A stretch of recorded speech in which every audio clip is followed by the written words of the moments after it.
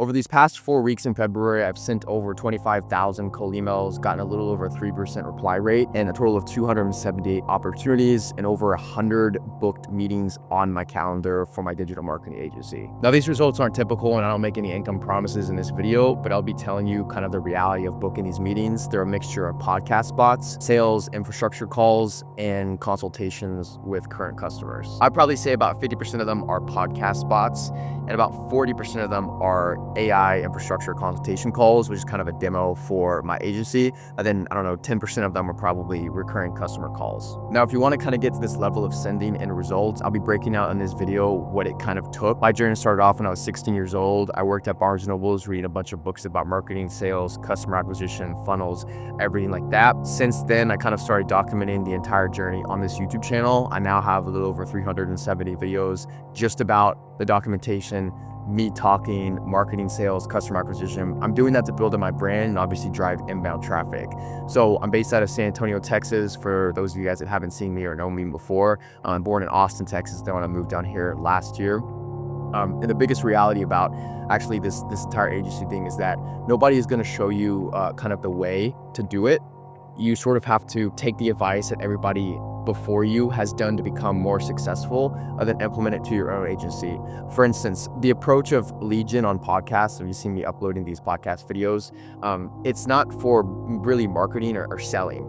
It's really obviously to build my personal brand, post content on YouTube or LinkedIn. But in reality, what ends up happening is when you talk to people and you understand their business as a whole, and you're generally coming from a standpoint of authenticity, sometimes, or the majority of the time, at least for me, it does kind of turn into a conversation of the software company or B2B company looking to attract and book more meetings, but they've just been burned by so many marketing agencies in the past, and they're all hesitant to like hop on the phone. And if you get them on a podcast and you actually interview them, like you've seen on this channel, it doesn't really work great from a selling conversion perspective. Like, you're not going to have the highest close rate, but that never really mattered to me. The only thing that mattered was building a genuine connection. And obviously, if there's bant, like if there's a specific time or a specific need, then that can be discussed on the call too. So I see a lot of marketers run this podcast campaign really well, but they do a really bad job of actually like caring. You have to genuinely care about the person you're speaking to, and you can't be salesy. Even I approach this next podcast call that I'm about to have after I record this intro, it's going to be with another founder, and I'm going to approach it like I'm making content out of it, not I'm trying to sell out my barber service, because at the end of the day, I think the marketplace is flooded with a bunch of cold email and stuff like that, and it's just kind of getting to be a mess. So that's that. Another key takeaway of booking like 100 meetings, a mixture of podcasts and demo calls over the course of a month, is that you're going to meet a lot of new people. If you haven't quite nailed your acquisition method yet for cold email or paid ads or newsletter, if you haven't nailed it yet, it's time to like keep your head down and really just pump. I'm blessed, and luckily enough, I have partnerships with Fine Email, Instantly, and Premium Inboxes just based off the content I've been producing over these past couple of years. So I outreach to them, and some of them outreach to me.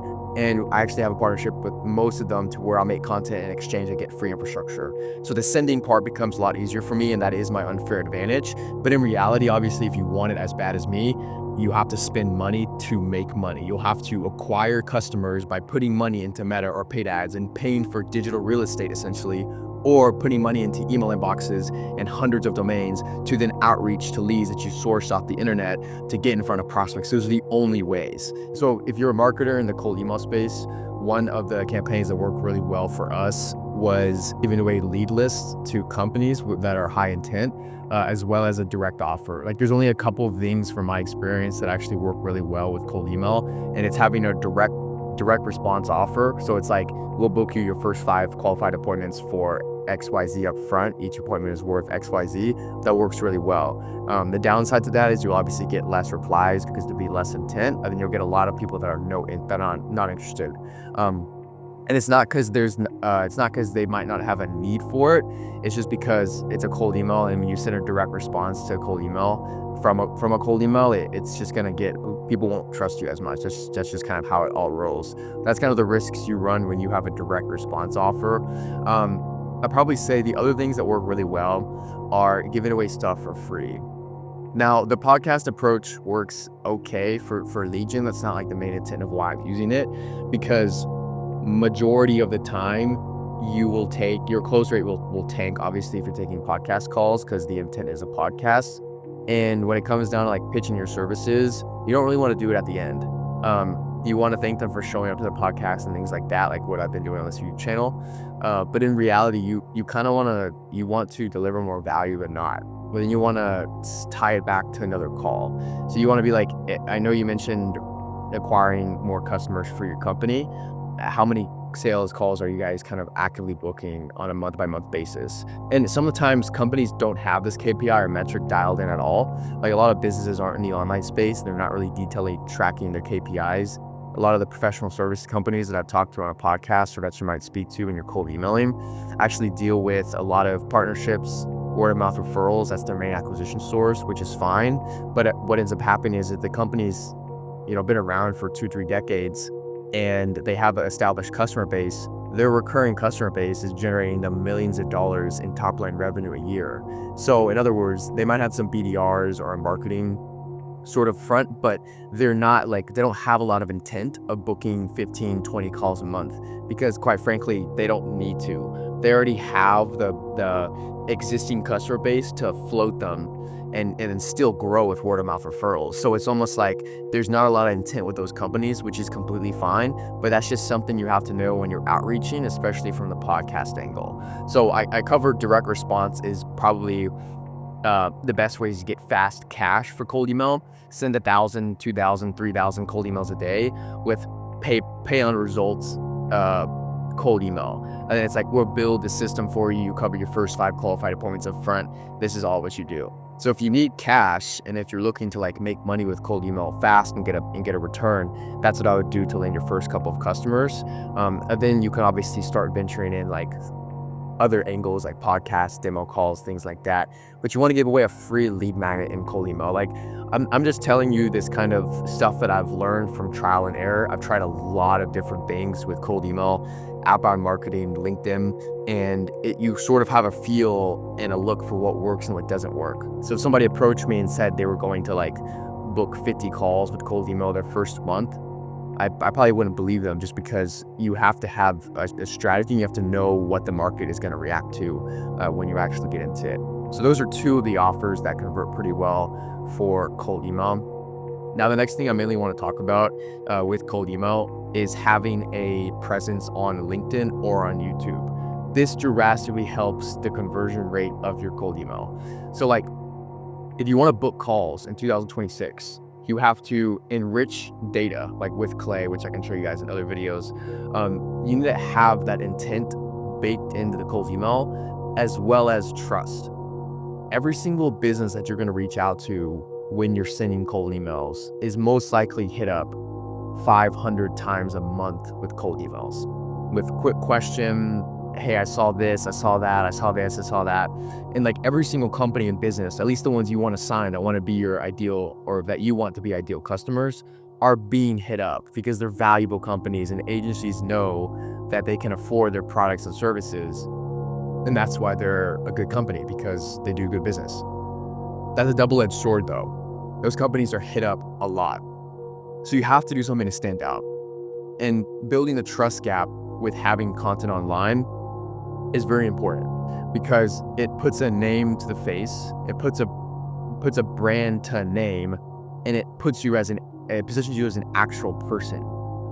I guarantee you, if I sent 100,000 cold emails and I have a personal brand and I have an established presence on social media, and then I also send 100,000 cold emails and I just have a name and like nothing else, no brand, no identity, no personal, anything like that, I would get so much more replies if I had a personal brand and everything, because prospects, believe it or not, will briefly look at your website, will briefly search your name up from a cold email, and that goes into the response decision. In fact, I had a couple people actually who I talked to on these podcast calls this month who were like, yeah, I wasn't even going to respond to you because I saw that because I thought initially you didn't have, a LinkedIn, or I thought initially you didn't have a YouTube channel, and I looked up your name and your company name, and then I saw that. So then again, these are all factors that will go into whether or not your success with cold email is dominant or not. And you'll always have those people that will complain. I hope like you're not watching this video and you're not a business owner that makes a bunch of excuses, because the one that makes a lot of excuses goes like this. They'll get the systems, they'll get the frameworks, they'll hear everything that works well with cold email, and they'll actually send cold emails or do all the work to write their brand on a copy, but they don't have like the iteration tolerance of building a brand or posting videos online or doing that. And so like the second results become south, especially in the cold email space, which is super crowded, which results are bound to go south. It happens for me all the time. It hits the fan. People quit. Business owners quit. And that's what separates a business owner who has the frameworks and another business owner that has the frameworks as well.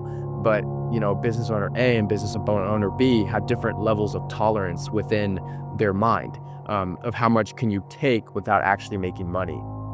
And when it comes down to that, that's what really stops people from really scaling with cold email. The game hasn't, I don't like to think things have gotten harder or more challenging. I just like to think that you have to come up with more creative approaches that other people aren't doing. For instance, the advice I'm giving you in this video is going to be evergreen, because I'm telling you specifically podcasts might get saturated, right? But the truth of the matter is that if you're delivering a free lead magnet, or if you're delivering something of value or free to another person who doesn't know who you are, that will historically be something that converts higher than you always asking to hop on a call or asking. It's like Alex Ramosi talks about, you want to jab, jab, jab, and then punch, or what is it? It's jab, jab, jab, hook, or something like that. He's a saying. And what that means is that that's evergreen advice. You have to give, and then ask. And then obviously on the cold email front, you really only have one shot at it. You really only have one email, because you don't want to hit them up 12 million times, you know, with a bunch of sequences. And then guess what? They send your IP address to spam, or they blacklist you, or, you know, if all that happens, you have to purchase new email accounts and new domains. And that's kind of where it goes. So the approach of people thinking that cold email is like very, very beginner friendly is definitely wrong. If you have the infrastructure to be able to afford sending 1,000, 2,000, 3,000 cold emails a day, you're in the right spot. But like I said, obviously, if you send lower emails, like 200, you send a lower amount, 200, 300, 400, 500, you're just going to get slower results. And that doesn't mean that the results aren't coming, but that means, you know, if you're sending 300 cold emails a day, it will take you a week or two to even get to the point where somebody who's sending 2,000 cold emails a day got in 1 or 2 days. So the length of time seems like it's deceiving you, and it seems like it's not working, but it really just comes down to how much of your total addressable market are you getting in front of, and how often are you doing that, and how much volume are you doing. And those are kind of the takeaways. So it's not really a spray and pray. It's a how many targeted approaches at volume can you do? And that's what it means. When I say volume, I'm not talking like you're sending everybody and their mom the same offer. I mean, you're really doing your like due diligence with clay, tables, and even if you're not using clay, you're just using something that like LinkedIn Sales Navigator is great for filters, right? But when you have those intent buyers, you put in keywords, or in your cold email copy, you only go after a specific niche in that industry with LinkedIn Sales Navigator. So all those different things you have to utilize, you have to bring to the back of your head. So those are just some takeaways from booking over 100 meetings for my agency in 2026. This was the first time I've ever been able to do this. I've never booked more than, I think, 60 or 70 meetings in a single month. I think last time we did that was a couple months ago. But this is a record. And it's only the 23rd. And I think right now we're at 110 or something like that. I'll put screenshots up, of course, throughout this entire video, just so you guys can see. But this is kind of just like the raw data that I'm getting from being in the cold email space. And obviously, I'm not guaranteeing any of your results. The fact of the matter that you get any sort of results like this is extremely unlikely. I'm not guaranteeing anything or having any income claims. I'm just telling you what's currently working for me, my results, and what is currently happening in the marketplace from my perspective. So that being said, you guys, let me know if you guys want to hear about a specific video or something specific about outreach or outbound. You want to see me do some sort of thing in my business, whether it's like scraping a specific amount of leads, or like my process with stuff. If you want like a walk by, or if you want to walk through or step by step of something in the business, some piece of the business that you might have a question about, put in the comment section down below. Let me know what you guys thought of this video. And yeah, I'll be sure to update you guys towards the end of February with maybe like a little bit of like a, I don't know, we'll have my close rate pretty solidified by then, my booking rate from podcast to like demo call. And then we'll have a good understanding of kind of where I'm at with all that. And then I might have like a little revenue of what we made in February from email sent, from close rate. I'll crunch all those numbers with Andrew, head of acquisition, probably on next week's call. And then I'll make a video like this one, probably going over all that stuff. So again, let me know what you guys thought of it. That's kind of like the update and everything. So catch you guys in the next one.